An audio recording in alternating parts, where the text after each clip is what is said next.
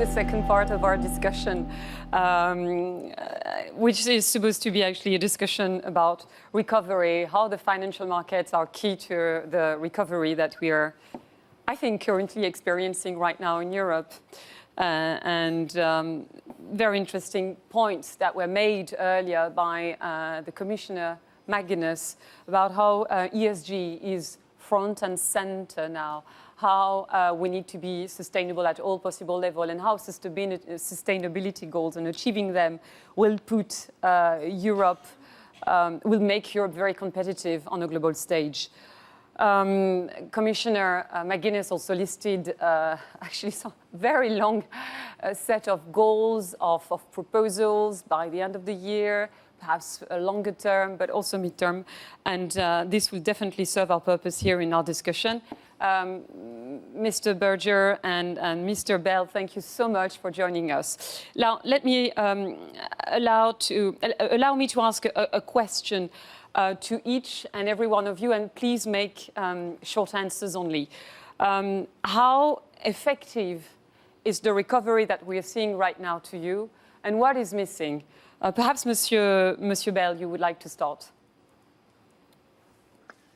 Okay, I think from a recovery perspective, what we've got, and we heard it from Commissioner Guinness, we've got the building blocks in place. We've got a recovery fund or a next generation EU that's a game changer, crucial financial support for structural reform, and a new funding mechanism for the EU, which I think is great. And we've got a detailed plan for the Capital Markets Union.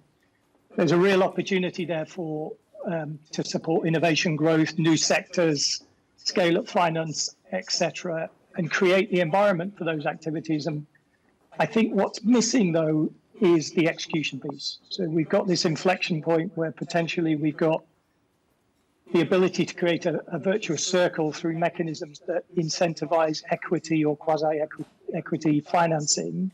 And that obviously opens up from an investor perspective. But we need to make sure that we can execute. So the importance of accelerating the plan for the Capital Markets Union, I think, is absolutely critical. Okay, Monsieur Boujna.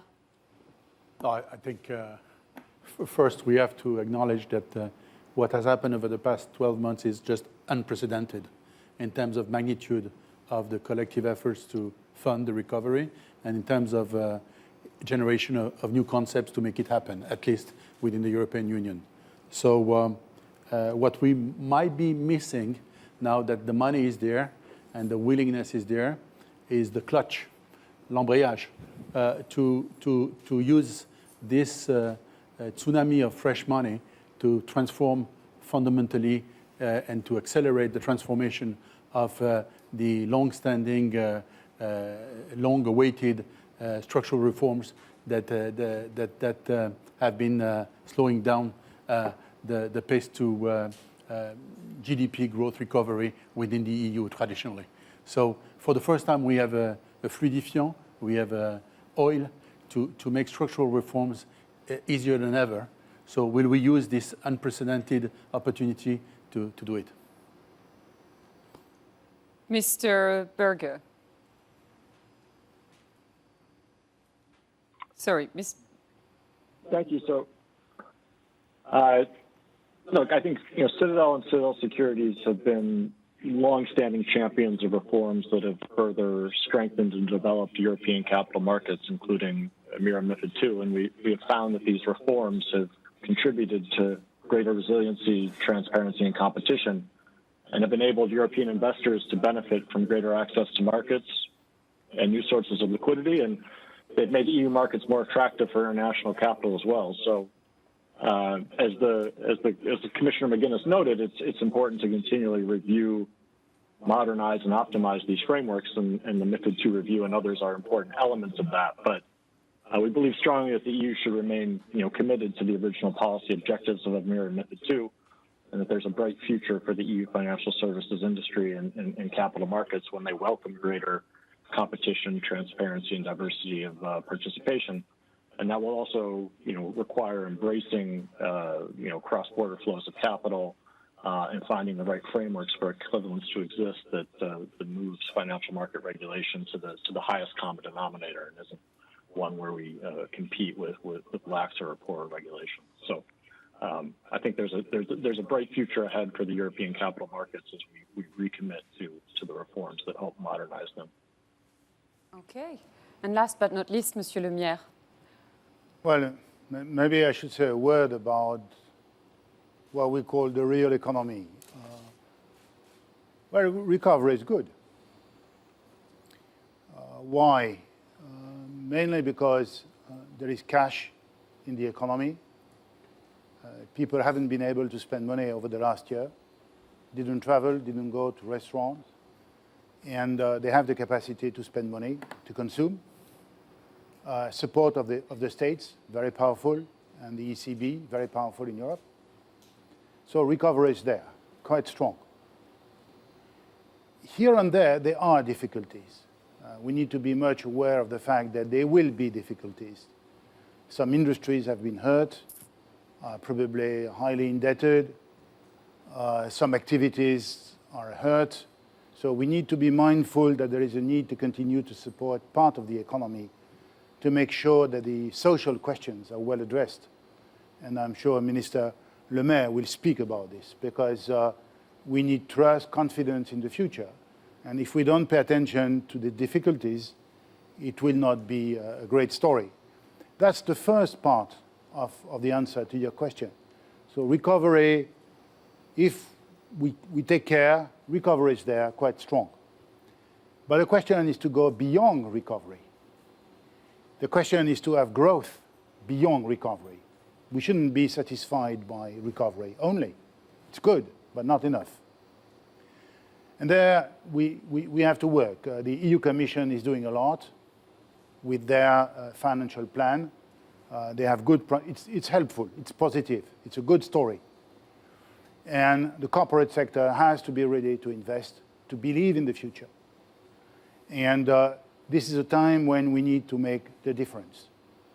And the real goal we should have today in Paris Europlus is to have a commitment to go beyond recovery and to create sustainable growth. The US are probably achieving this with the plans they put in place, the support of the Congress and the Fed. And I hope Europe is going to do exactly the same.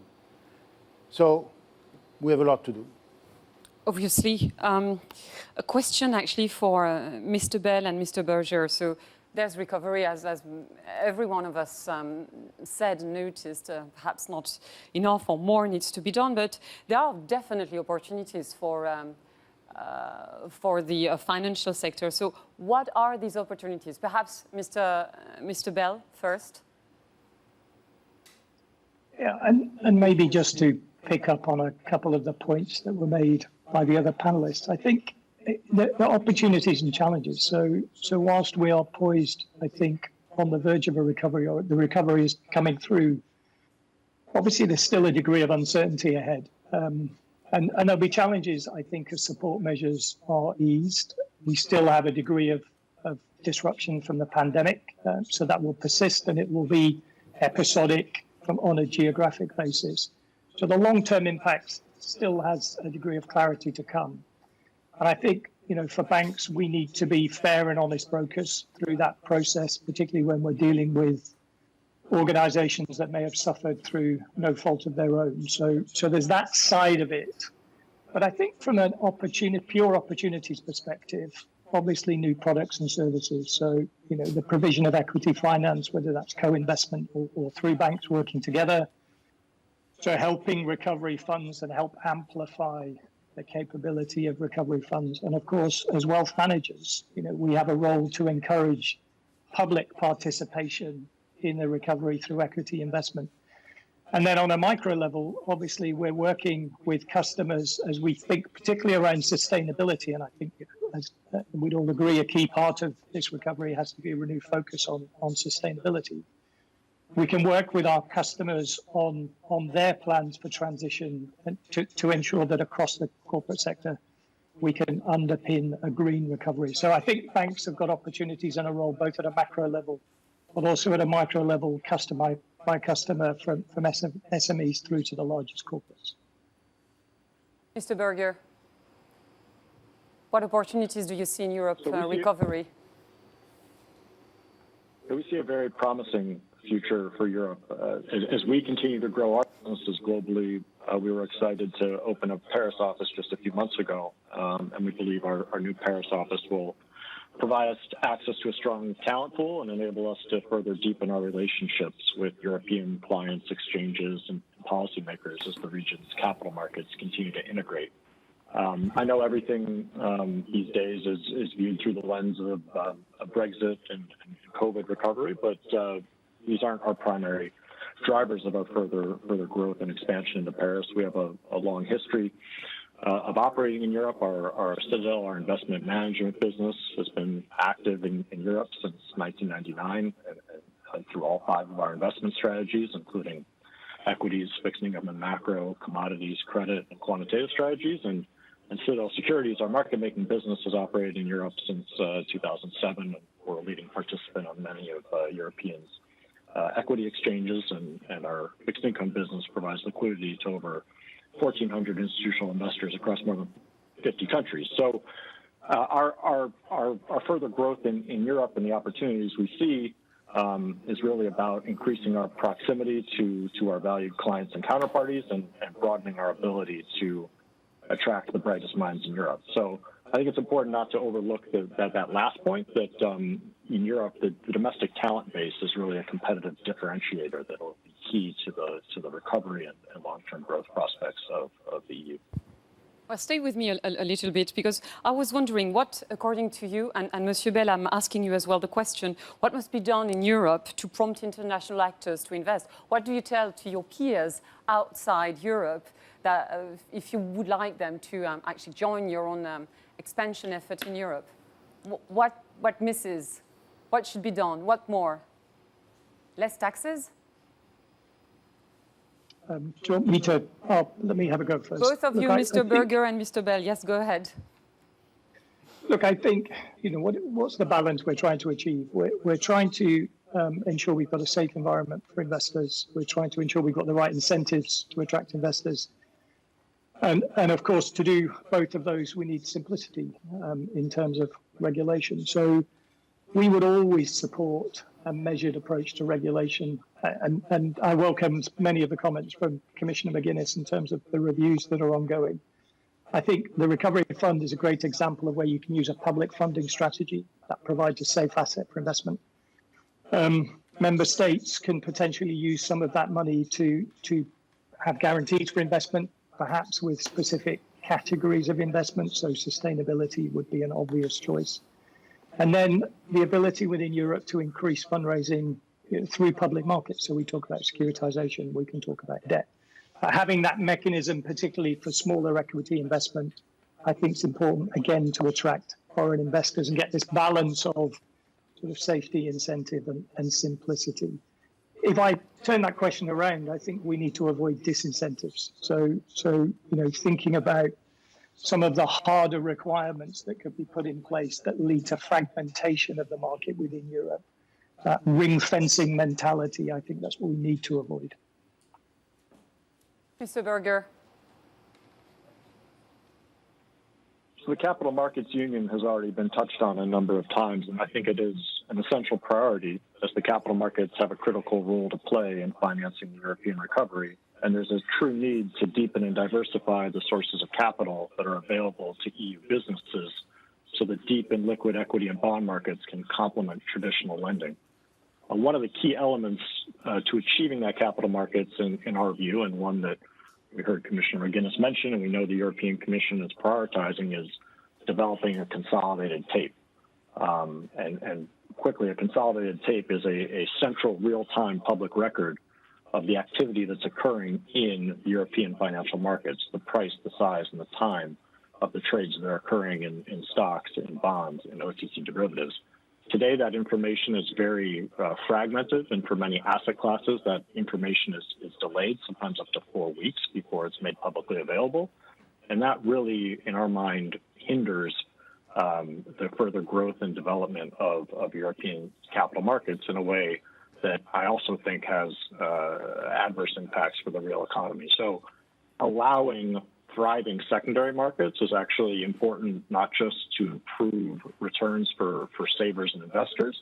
It's also important for attracting international capital, and having efficient, robust, and resilient secondary markets actually it positively impacts the ability of the primary markets to act as a vehicle for raising capital for both the private and public sector. So measures in the capital markets union that increase the efficiency and resiliency of secondary markets are key to actually therefore financing the primary markets and allowing companies to raise the capital they need to grow. Thank you. So you both are Europeans, Monsieur Boujna and Monsieur Lemierre, who's sitting next to me. And I was wondering, how do you see, what do you relay exactly what has been said by Mr. Bell and Mr. Berger? Or do you agree, or do you think there's more that can be done to attract foreign investors, foreign, i.e. not European? Well, I mean, obviously the perspective is different whether you are Europeans, whether Europe is home, or whether Europe is just a division called Europe, Middle East, and Africa. So no, I mean it's very important. It's a very, very important point. The ambition of the Capital Market Union is the implicit ambition, I hope, is to make sure that Europe is not a territory of finance takers, of 450 million people having needs to manage their savings, and continent of a few hundred blue chip companies having needs to finance their growth, but is a continent of finance makers. In her inaugural speech, Mrs. Ursula von der Leyen inaugurated or mentioned the concept of a strategic autonomy, and I understand that the French presidency of the European Union in 6 months' time will be somehow driven by this ambition of strategic autonomy, which means a lot when it comes to the Capital Market Union. No one here is suggesting not to have Europe a continent of innovation, competition, openness in any way whatsoever. What I'm just suggesting is to make sure that in the post-Brexit environment, where clearly regulatory competition is not far away and marginal, is close and heavy, that we implement within the European Union and within the Commission in particular a competitiveness test, i.e. just as you check spelling errors before enacting a piece of legislation, you pause after all the compromises have been done, and you check out, hey, who are going to be the winners or who are going to be the losers? Because somehow, if we want to regulate capital markets in Europe, we need to have capital markets to be regulated. And in order to have capital markets to be regulated, you need banks, European banks, you need market infrastructures, you need European market infrastructures, you need asset managers, you need European asset managers, just as you have already tens of thousands of European issuers and millions of European savers. And this concept of competitiveness to be deployed before any rules enacted and above and beyond the impact assessment, which is a very nice clinical bureaucratic test, is super important. The other test or the other dimensions is the simplification ambition. In the same speech where Mrs. Ursula von der Leyen mentioned the strategic autonomy concept, she said the concept of one rule in, one rule out. And one of the difficulty everyone has with any European efforts is the 27-4 Rubik's Cube, where basically whatever you do with the Commission is a compromise, then you go to another compromise at the Council of Ministers, and then you go to Parliament. And in Parliament, you have 27 states group represented, 27 nations, by roughly 4 political forces: Greens, Socialists, Liberals, and Conservatives, at least. So when you have a Rubik's Cube with those 4 parties multiplied by 27, you get something which is not necessarily very ugly and tends to be mild water. So the question is that you end up with the market receiving monsters of type of piece of legislations, and before starting piling up new things, I think it's important to pile and look at what works and what doesn't work for MiFID II, for market abuse regulations, for prospectus, for PRIPS, for CSDR. And And that idea that just like you have a competitiveness test, you have a simplification test with one rule in, one rule out, would change a lot. Because what we need to onboard and to embark companies, issuers, finance makers in Europe into a competitive, open finance environment is to have it, to make it simpler. And I think that's one of the difficulties Mrs. McGuinness is going to face. But that can be a game changer. In the backstage, when we were discussing with Jean, we were trying to spot what really makes sense in the mindset of people, of European citizens. And we were mentioning the custom unions for parents in the 60s and 70s, the euro, which has changed our life, the Schengen in terms of movement, Erasmus for the kids. So clearly, we need the capital market union to resonate with what the single market was in the 90s for many of us. So competitiveness test, simplification test, and make Europe a continent of finance makers, not a territory of finance takers. Monsieur Lemierre, you playing Rubik's Cube? No. Too complicated. But I fully agree on the fact that the key word is the single market. And I regret the UK has decided to leave because they have been a massive promoter of the single market. And I still don't understand why they have decided to leave. But the single market is the driving force we should have, and we have. This is true for banking union, and this is true for capital market union. We speak about the single market. And this is not a dream. Stefan is right. We have done it for the currency. We have done it for custom controls. We have done it for police. We can do it, and we have done it. So let's do it. Second question, do we have money? Because you speak about attracting money. But we have money. Enough? In the life insurance companies are the first companies to finance the American deficit. European life insurance companies have taken the place of China. So we have savings, massive savings in Europe. We have positive net saving. Let's use it. Let's invest using the single market. These two notions are extremely powerful, and they are against all the debates about fragmentation, about protectionism. Let us drive the story with the single market and, of course, savings. What does it mean? It means maybe a few simple ideas, because I would like us to look not only at dreams, but low-hanging fruits. And there are low-hanging fruits. I see at least two of them. One of them is about taking risks. You cannot grow a market-based economy, you cannot grow entrepreneurship if there's no capacity to take risk. Let us review Solvency II in that spirit. Let us allow life insurance companies to invest more into equity. I'm sure Stefan will agree on this. And this is obvious today. That's first low-hanging fruit. Well, low-hanging, but difficult to catch, huh? But low-hanging nevertheless. And as low as can be. And the second obvious reform is securitization. The European economy is financed by banks. Good or bad, it's life. It is like this. Maybe it will change over time. I don't care. But this is the way it is today. Securitization is the only way to make sure that banks can continue to do their job without reaching level of capital requirements which are not acceptable. This is absolutely key. And more people begin to understand that this is key. Of course, there's a bad precedent, which is about the subprime. But this is not because there was a mistake somewhere that we shouldn't look at it and make it efficient.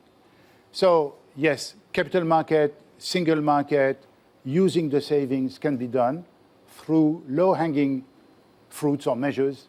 And this is a time to do it. This is now we need to do it, just to support growth after recovery. And maybe it will help Minister Le Maire not to continue to spend a lot of public money. Well, He's going to join us soon, so you will be able to let him know. A question for all of you, gentlemen. You did mention the subprime, and we saw how there was a huge appetite for risk across the Atlantic, and the subprime was certainly an interesting product in that respect. Now we see the emergence of something very interesting as well, and some people are calling it a bit risky. It's what we call at Bloomberg the blank check vehicles, so SPAC or SPACs. And I was wondering, we see the emergence of them. What do you make out of it? Could they play a role in the recovery in Europe? Could they play a big role within European markets? First of all, I'd like to ask that question to Mr. Berger and Mr. Bell. Mr. Berger, perhaps.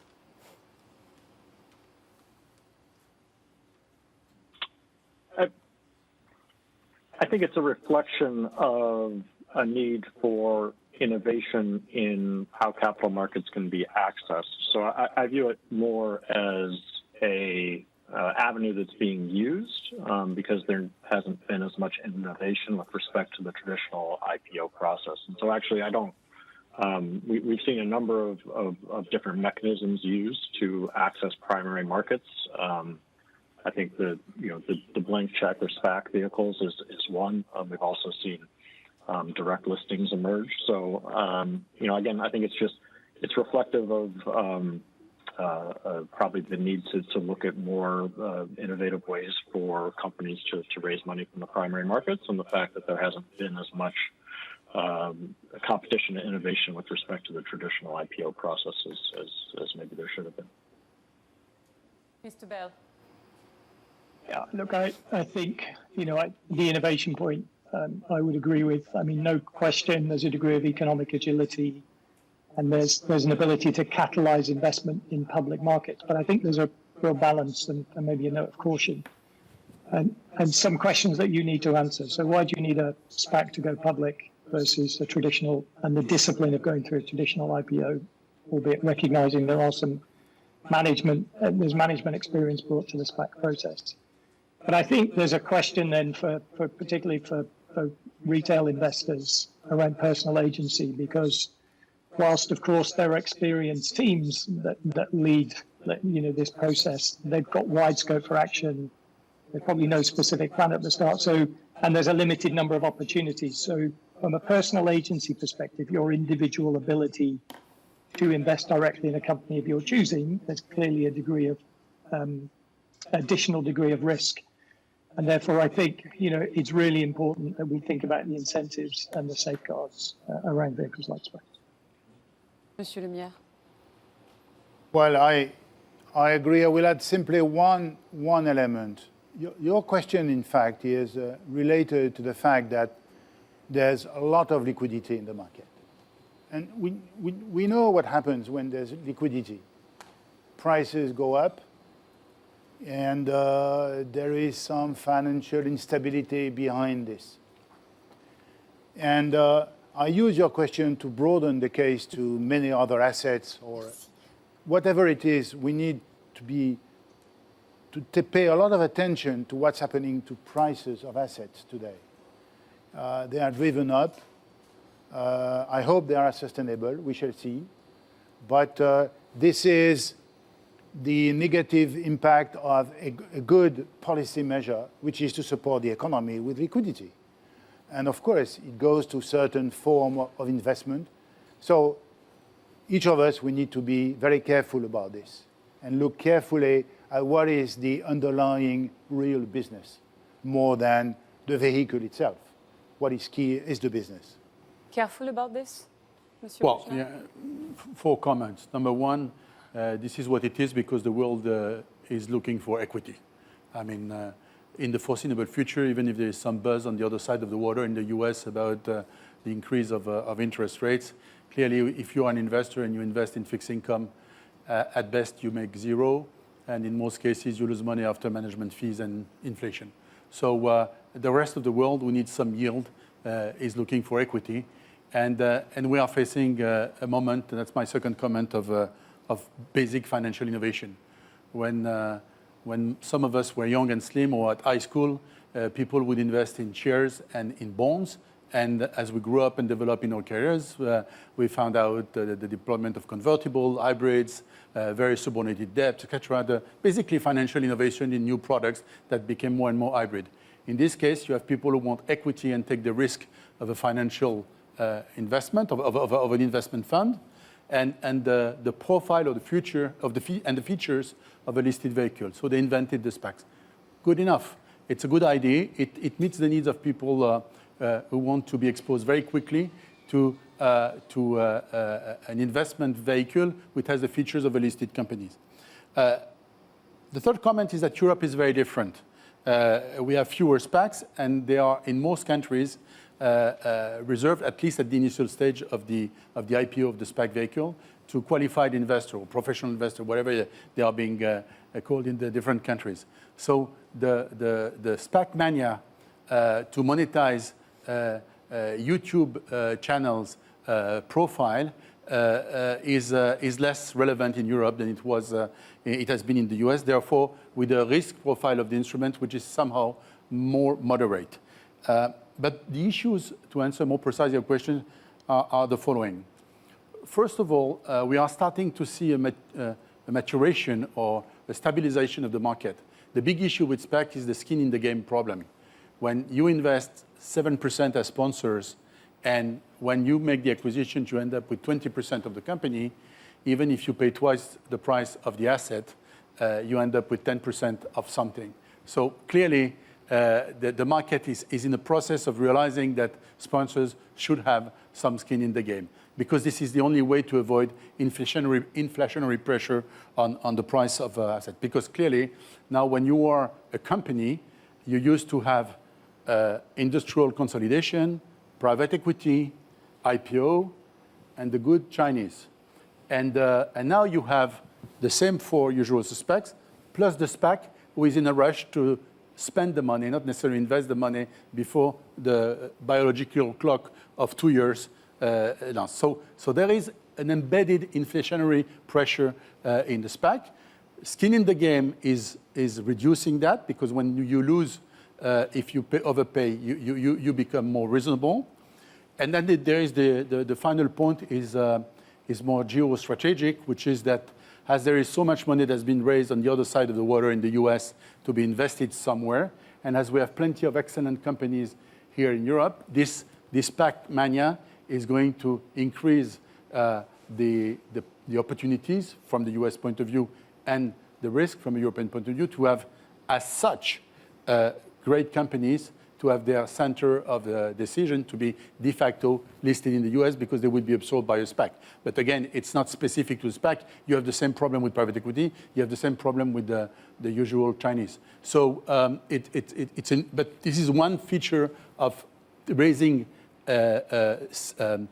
investment capabilities somewhere to deploy it in a territory which is grooming and growing great non-public companies.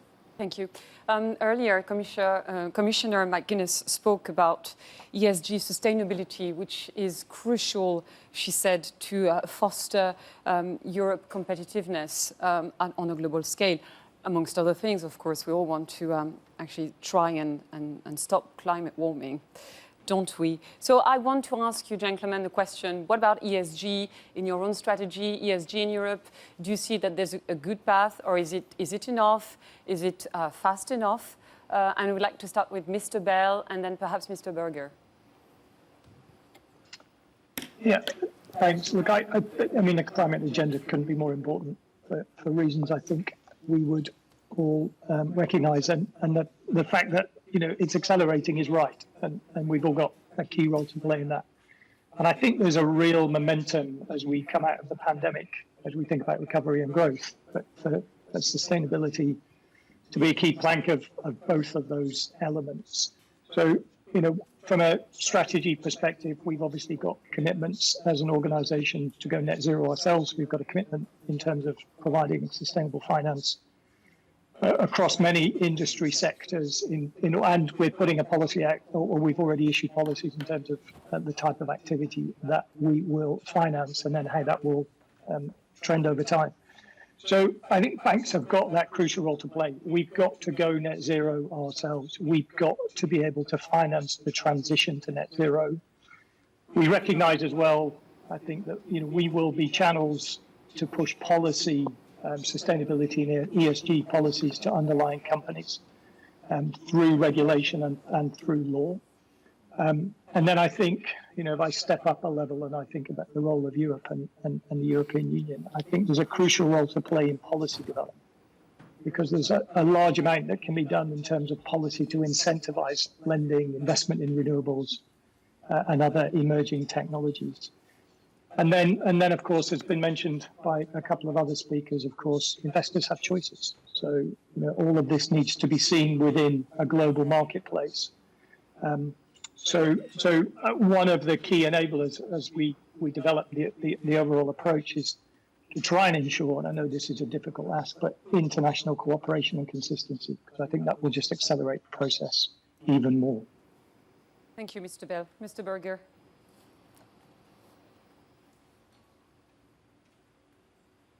So, climate change is a global challenge, but one that needs to be tackled through collaboration and innovation. And I just want to say, on a personal note, I've witnessed, sort of firsthand, a few instances throughout my life of the potential for the EU's integrated and collaborative approach to innovation. So, forgive a minor digression, but when I was younger, my father worked at CERN, at the Centre Européen de Recherche Nucléaire, which I appreciate is in Switzerland, but that's a place that's funded by many EU member states as a whole.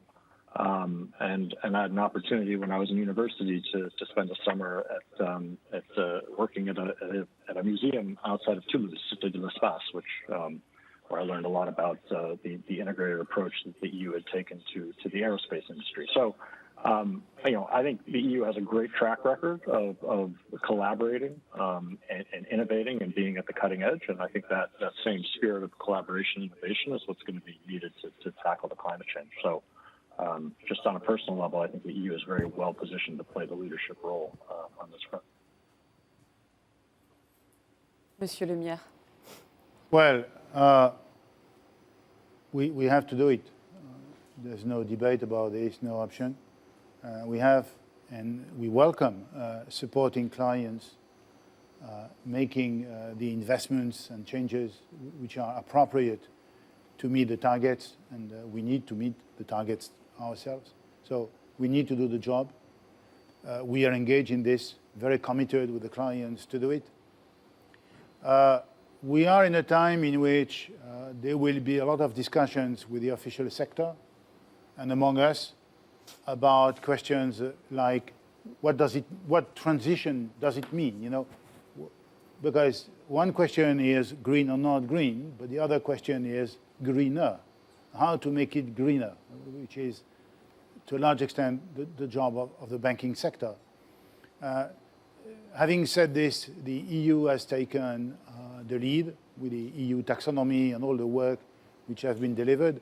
I hope, and I would be very proud if the EU would engage with the US and China and using their experience to share their views and hopefully put in place global norms and standards and measurement tools in order to be able to compare and to make a fair assessment about where we are, where clients are, and to compare. That will be very important for asset managers. So all these debates will have to take place in a very open way, and it is urgent. And Paris is very well placed to do this. Augustin Romanet has already mentioned a few of the initiatives taken in Paris, and we need to build up on this. And once more, all of us here, we are very committed to this. Taking the leadership, does it mean a bit of an issue in terms of competitiveness, even though investors have the choice?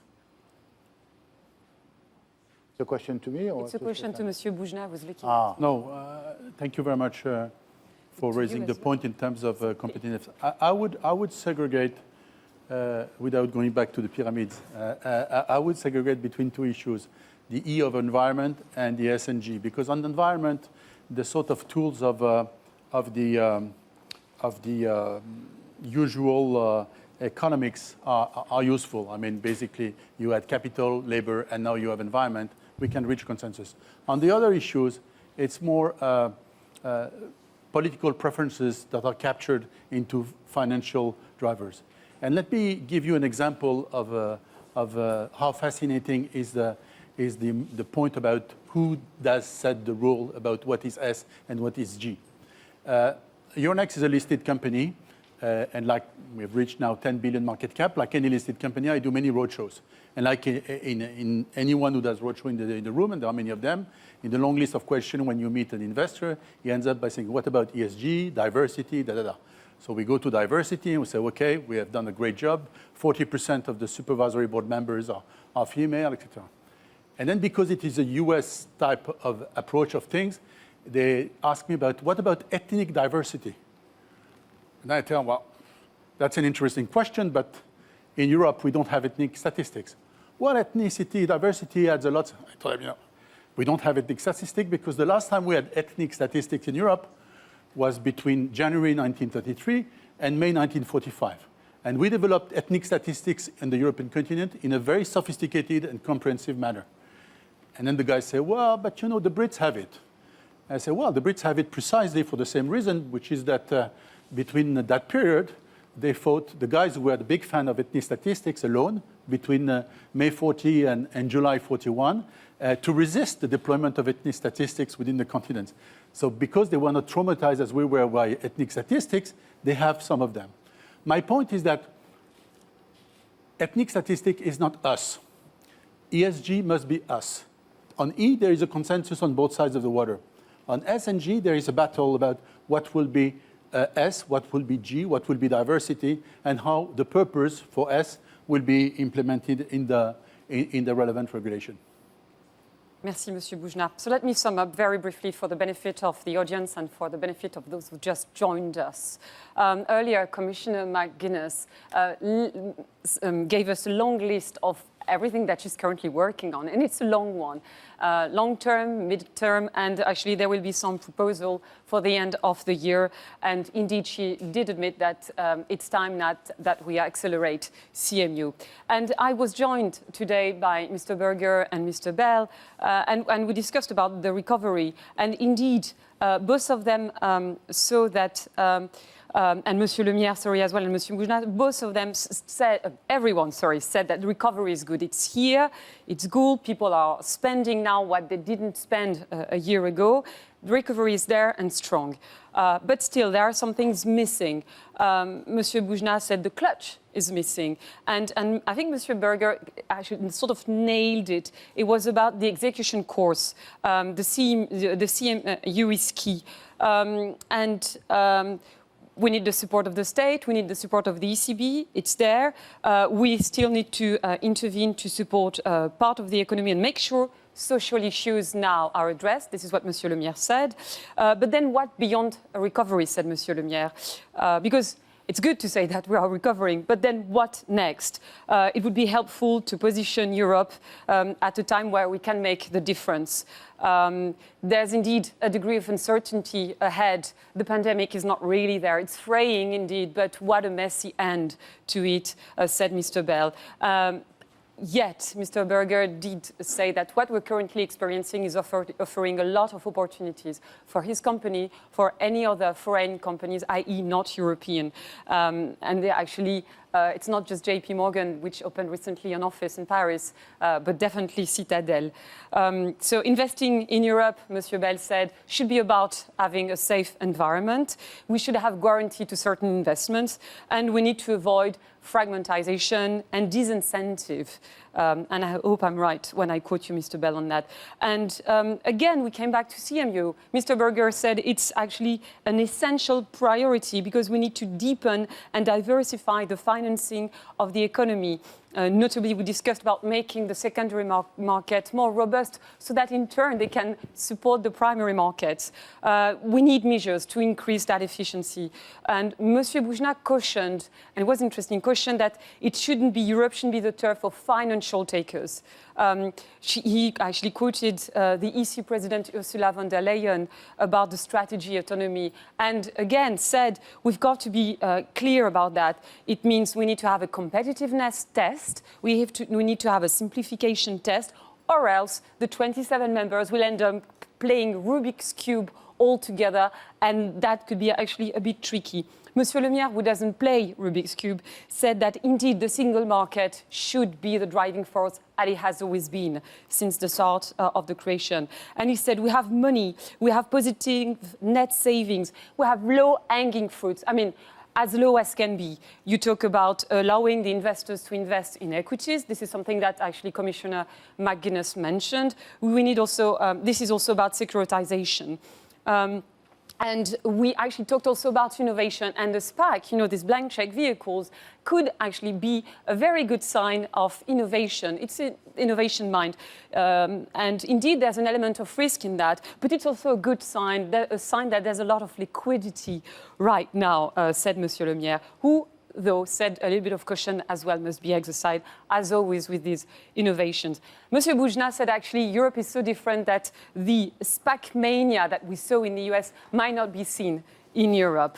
And of course, we ended up all discussing the climate agenda. Climate is warming way faster than than was forecast. And so this is something that needs to be at the heart of every strategy. Investors have choices, said Mr. Bell, and this ESG element can be seen on a global scale, i.e. investors will vote with their feet, and if they don't like what you're doing regarding green, actually regarding greener, said Monsieur Le Maire, well then, you might be in a bit of a trouble. There's a spirit of collaboration in the EU, as Mr. Berger pointed out, meaning that the EU is extremely well placed to take the leadership in that respect. Actually, Monsieur Le Maire said, well, hold on, the EU has already taken the lead, and it would be good if the EU could engage with the US and China on the matter. The last word. Last year, I was here moderating a panel on the similar topic, and already I was fortunate to be accompanied by Monsieur Le Maire and Monsieur Boujna. And Monsieur Boujna said that when you have loads of cash, sometimes you end up, spending it. When you have extra cash, you end up building pyramids, for instance. This is here. This is what you said. You did say a little bit more sophisticated. But, yeah, well, I'm summing it up. You do your best. I'm summing it up. But surely, as Monsieur Le Maire pointed out, there's so much cash right now on the market. This might be a little bit of an incentive for less spending of public money. Welcome to us, Monsieur Le Maire, Finance Minister of France, is going to join us very, very soon.